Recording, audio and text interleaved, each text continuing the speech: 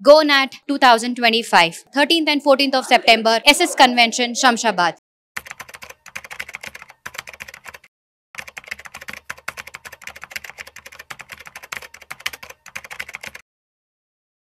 Hello నమస్తే, welcome to Suman TV. ప్రస్తుతం మనతో పాటు స్టూడియోలో mutual funds distributor Veldi Chakradhar గారు ఉన్నారు. వీరితో ఈరోజు మనం కొన్ని విషయాల గురించి చర్చిద్దాం. హలో అండి, నమస్తే. నమస్తే అండి. సో చాలా మంది అడ్వైస్ చేస్తూ ఉంటారు ఎస్ఐఎఫ్స్ చేస్తే కొంచెం బెటర్గా ఉంటుంది అని చెప్పు. ఎందుకు అవి బెస్ట్ అని అంటారు అసలు? ఇది యాక్చువల్గా ఎస్ఐఎఫ్ కొత్తగా లాంచ్ అవుతుందండి. మన సెబీ వాళ్ళు ఆల్రెడీ ఎప్పటి నుంచో మనం అనుకుంటున్నాం, ఎయిడ్ చేస్తున్నాం. కరెక్ట్. అంటే మ్యూచువల్ ఫండ్స్లో చూడండి, మినిమంగా 1000 రూపీస్ ఇన్వెస్ట్మెంట్ చేయొచ్చు, 10,000 ఇన్వెస్ట్మెంట్ చేయొచ్చు. అలాగే నెక్స్ట్ పిఎంఎస్ ఉంది, అది మినిమం వచ్చి 50 lakhs పెట్టాలి. సో ఈ 50 lakhs పిఎంఎస్కి ఈ 10,000 మ్యూచువల్ ఫండ్స్కి మధ్యలో ఏదన్నా ఉందా అంటే అది కొత్తగా వచ్చిన SIF, specialized investment fund. Minimum పెట్టాల్సింది ఎంత అంటే 10 lakhs పెట్టాలి అందులో. ఓకే. సో ఈ మరి మ్యూచువల్ ఫండ్స్ కంటే ఇది ఎలా బెటర్, ఈ ఎస్ఐఎఫ్ ఎందుకు బెటర్ అంటే, ఈ మ్యూచువల్ ఫండ్స్ లో లేనిది ఎస్ఐఎఫ్ లో ఉన్నది ఏంటి అంటే డెరివేటివ్స్. సో డెరివేటివ్స్ అనేది చాలా మంచి కాన్సెప్ట్ ఉంటుందండి. ఆ డెరివేటివ్స్ లో కూడా 3 ఉంటాయి ఆప్షన్స్. ఒకటి ఏంటంటే స్పెక్యులేషన్ అంటారు, ఇంకోటి హెడ్జింగ్ అంటారు, ఇంకోటి ఆర్బిట్రాజ్ అంటారు. ఈ స్పెక్యులేషన్, హెడ్జింగ్, ఆర్బిట్రాజ్ ఇలాంటి 3 ఫెసిలిటీస్ కూడా మనకి డెరివేటివ్స్ లో వస్తాయి. ముందు ఆర్బిట్రాజ్ అంటే ఏంటో చూద్దాం. ఇప్పుడు చూడండి, సపోజ్ రిలయన్స్ ఇండస్ట్రీస్ ఉంది, ఎగ్జాంపుల్ చెప్తున్నాను. రిలయన్స్ ఇండస్ట్రీస్ ఉంది.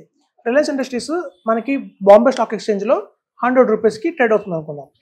అదే Reliance industries share national stock exchange లో 105 రూపీస్ కి ట్రేడ్ అవుతుంది.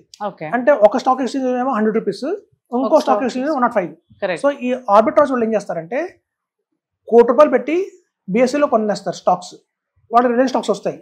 ఈ స్టాక్స్ తీసుకెళ్లి ఎన్ఎస్సీలో అమ్ముతారు. సో 1 షాట్ కి అంటే ఈవినింగ్ కల్లా మనం చాలా పెద్ద మొత్తంలో 5% లాభం పొందుతాం అన్నమాట. సో ఇది ఆర్బిట్రాజ్ అంటే. ఒక స్టాక్ ఎక్స్చేంజ్ లో తక్కువలో దొరుకుతున్నప్పుడు అదే స్టాక్ వేరే ఎక్స్చేంజ్ లో ఎక్కువ పెద్ద మొత్తంలో దొరుకుతున్నప్పుడు తక్కువలో ఉన్న చోట కొనేసి ఎక్కువ చోట అమ్మేస్తారు, ఈవినింగ్ కల్లా అమ్మేస్తారు. అలా అమ్మేసిన వల్ల వాళ్ళకి చాలా లాభం వస్తుందండి. ఇది ఆర్బిట్రాజ్.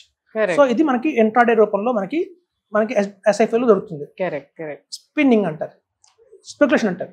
స్పెక్యులేషన్ అంటే ఏంటంటే, సపోజ్ చూడండి, మనకి కాల్ ఆప్షన్, పుట్ ఆప్షన్స్ అన్ని మనకి ఆప్షన్స్ దొరుకుతాయి అన్నమాట. ఈ కాల్ ఆప్షన్, పుట్ ఆప్షన్ ఎలా ఉంటుందంటే, ఇప్పుడు చూడండి, ఇవాళ నా దగ్గర షేర్ ఉంది, 100 రూపీస్ దొరుకుతుంది. ఒక 10 years తర్వాత, లేకపోతే ఒక 5 years తర్వాత, లేదా ఈవెన్ ఒక 6 months తర్వాత కూడా అవ్వచ్చు, షార్ట్ టర్మ్ కూడా అవ్వచ్చు. 6 months తర్వాత ఈ 100 రూపీస్ షేర్ 120కి వెళ్తుంది అని నాకు ఒక మైండ్ లో ఒక ఆప్షన్ ఉందనుకోండి, నేను ఇవాళ దాన్ని లాక్ చేసుకుంటాను. 120 రూపీస్కి నేను దాన్ని కొనుక్కుంటాను అని చెప్పి, దానికి కొంచెం ప్రీమియం కట్టాల్సి ఉంటుంది. ప్రీమియం ఒక 5 రూపీస్ కడతాను నేను ప్రీమియం. సో ఆ రోజు వచ్చిన తర్వాత అది 120 వచ్చింది అనుకోండి, నేను దాన్ని ఎగ్జిక్యూట్ చేస్తాను. అప్పుడు నాకు 120 రూపీస్ లాభం వచ్చేసినట్టే. బై ఛాన్స్ మార్కెట్ పడిపోయింది అనుకోండి, ఏదైనా సందర్భం వల్ల అది 110 అయింది, లేకపోతే ఇంకా తక్కువ అయింది అనుకోండి, నేను దాన్ని ఎగ్జిక్యూట్ చేయను. అప్పుడు నాకు నష్టం ఎంత అంటే 5 రూపీసే నష్టం. సో ఇలాంటి ఒక మంచి ఆప్షన్ అయితే మనకి డెరివేటివ్స్ లో ఉంది. సో ఈ స్పెక్యులేషన్ వల్ల కూడా మనకి డెరివేటివ్స్ లో ఎక్స్ట్రా లాభాలు వస్తాయి. సో రాబోయే రోజుల్లో మనం ముందే గెస్ట్ చేస్తే కనుక ఆ రిటర్న్ ని మనం ముందే ఫ్యూచర్ గా రిటర్న్ ని మనం క్లాక్ చేసేసుకోవచ్చు. ఈవెన్ సెల్లింగ్ లో కూడా అదే జరుగుతుంది పుట్ ఆప్షన్ లో. ఇది ఒక మంచి ఆప్షన్ ఉంది. ఇంకోటి హెడ్జింగ్ ఉంది. హెడ్జింగ్ ఏంటంటే, చాలా మంది 100 కోట్లు ఉంటాయి ఒక ఫండ్ హౌస్ లో, ఒక పర్టికులర్ ఫండ్ లో 100 కోట్లు ఉంటాయి. సో ఫండ్ మేనేజర్ తెలుసు రాబోయే రోజుల్లో మార్కెట్ బాగా పడిపోతుంది, ఈ నా చూస్తున్న ఈ ప్రిన్సిపల్ ప్రొటెక్షన్ కూడా నేను చేసుకోవాలి ఏదన్నా అని వాళ్ళు ఏం చేస్తారంటే, ఈ 100 కోట్లకి నామినల్ గా ఒక 10% రిటర్న్ యాడ్ చేస్తారు. అంటే 110 crores అయింది. ఈ 110 crores ని వేరే వాళ్ళకి హెడ్జ్ చేస్తారు. ఆ తీసుకున్న వాళ్ళు ఏం చేస్తారంటే, వాళ్ళకి 110 కన్నా ఎక్కువ పెరుగుతుంది అనుకున్న వాళ్ళు తీసుకుంటారు దాన్ని. అంటే మనకున్న రిస్క్ ని వేరే వాళ్ళు ట్రాన్స్ఫర్ చేస్తున్నాం. సో ఇట్లా ట్రాన్స్ఫర్ చేయడం వల్ల ఏంటంటే, రేపు మార్కెట్ పడిపోయిందన్నా కూడా నాకు అనుకున్న ప్రిన్సిపల్ ప్లస్ 10% గ్యారంటీగా ఇంట్రెస్ట్ వస్తుంది, హెడ్జ్ చేశాను కాబట్టి. సో ఇట్లాంటి మంచి ఆప్షన్ కూడా మనకి డెరివేటివ్స్ లో ఉంటున్నాయి. సో మ్యూచువల్ ఫండ్స్ లో కేవలం స్టాక్స్ మాత్రమే ఉంటాయి. ఎస్ఐఎఫ్ లో స్టాక్స్ తో పాటు ఈ డెరివేటివ్స్ కూడా ఎక్స్ట్రాగా యాడ్ అవుతాయి. సో స్టాక్స్ కి మన ఎక్స్ట్రా డెరివేటివ్స్ యాడ్ అవుతుందో, దీనివల్ల మనకి చాలా బ్రహ్మాండంగా రిటర్న్స్ అయితే వచ్చే అవకాశం ఉందండి. అయితే చూడండి, బాంబేలో చాలా మంది పెద్ద పెద్ద వాళ్ళు కూడా డెరివేటివ్స్ లో పెట్టి డబ్బులు పోగొట్టుకున్న వాళ్ళు ఉంటారు. రిస్క్ కూడా అలాగే ఉంటుంది. రిటర్న్ ఎంత బాగా ఉంటుందో రిస్క్ కూడా అలాగే ఉంటుంది ఇందులో.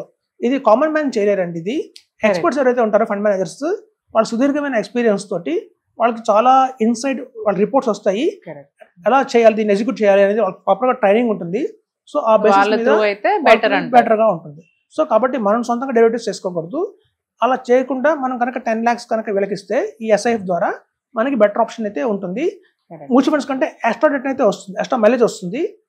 అయితే ఈ ఎస్ఐఎఫ్ లో కూడా మనకి మ్యూచువల్ ఫండ్స్ లో ఎలా అయితే equity funds, debt funds, hybrid funds అని 3 రకాల కేటగిరీస్ ఉన్నాయో, అలాగే మనకి ఎస్ఐఎఫ్ లో కూడా ప్యూర్ ఈక్విటీ, హైబ్రిడ్, డెట్ అనే కేటగిరీస్ కూడా ఉన్నాయి. ఇందులో మనం 10 lakhs కావాలంటే ఈక్విటీలో 6 lakhs, హైబ్రిడ్ 2 lakhs అలా స్ప్లిట్ కూడా చేసుకోవచ్చండి. మొత్తం హిట్కి పెట్టాల్సిన అవసరం లేదు. సో ఇట్లాంటి మంచి ఆప్షన్స్ తో కూడా మనకి SEBI, security exchange board of India వాళ్ళు లాంచ్ చేయడం జరిగింది. మనకి దివాళీ తర్వాత నుంచి అందుబాటులోకి వస్తున్నాయి అందరికీ కూడా.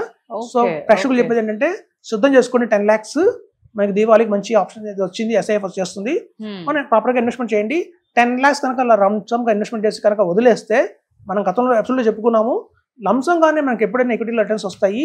సో 80,000 levels లో కనుక మనం 10 lakhs లంసంగా ఎస్ఐఎఫ్ లో పెడితే కనుక రేపు పొద్దున ఫ్యూచర్లో 2035 నాటికి ఎప్పుడైతే 2,25,000 అయితే స్టాక్ మార్కెట్, మనకి బ్రహ్మాండంగా రిటర్న్స్ అయితే చూడొచ్చు.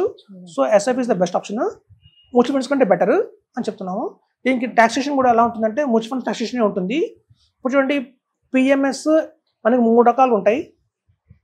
Mutual funds, SIF, PMS, AF అని ఉంటుంది, ఆల్టర్నేట్ ఇన్వెస్ట్మెంట్ ఫండ్ అంటారు. ఎప్పుడైతే మీకు చివరిలో ఫండ్ వచ్చిందో, mutual fund, SIF specialized investment fund, AF alternate investment fund, ఇలా ఫండ్లు వచ్చాయో వాటికి ఎన్ఐవి బేస్లో ఉంటుంది. సో ఎన్ఐవి బేస్లో ఉన్నప్పుడు కాబట్టి మనకి టాక్సేషన్ పెద్దగా ప్రాబ్లం రాదు. అది మీకు హ్యాపీగా ఉంటుంది అది ఇన్వెస్ట్మెంట్. పిఎంఎస్ లో అయితేనే మనకు స్టాక్స్ డైరెక్ట్గా మన ఈక్విటీలోకి వస్తాయి, మన డిమెట్ అకౌంట్ లో ఉంటాయి అని ఉంటారు. దీనికి అలా ఉండదండి, ఇది ప్రాపర్ గా మ్యూచువల్ ఫండ్ లాగానే ఉంటుంది కాబట్టి మీకు టాక్సేషన్ ప్రాబ్లం లేదు. బట్ సెక్యూరిటీ ఉంటుంది, ట్రాన్స్పరెన్సీ ఉంటుంది. మనకి మ్యూచువల్ ఫండ్స్ లాగా స్టాక్స్ తో పాటు ఎక్స్ట్రాగా డెరివేటివ్స్ వస్తున్నాయి కాబట్టి రిటర్న్స్ కూడా బాగా పెరిగే అవకాశం ఉంది. సో ఖచ్చితంగా అందరినీ కూడా ఇందులోకి మూవ్ అని చెప్తున్నాం. Thank you. బెస్ట్ అని అంటారు. థ్యాంక్ యూ అండి. Thank you so much for sharing. Thank you అండి.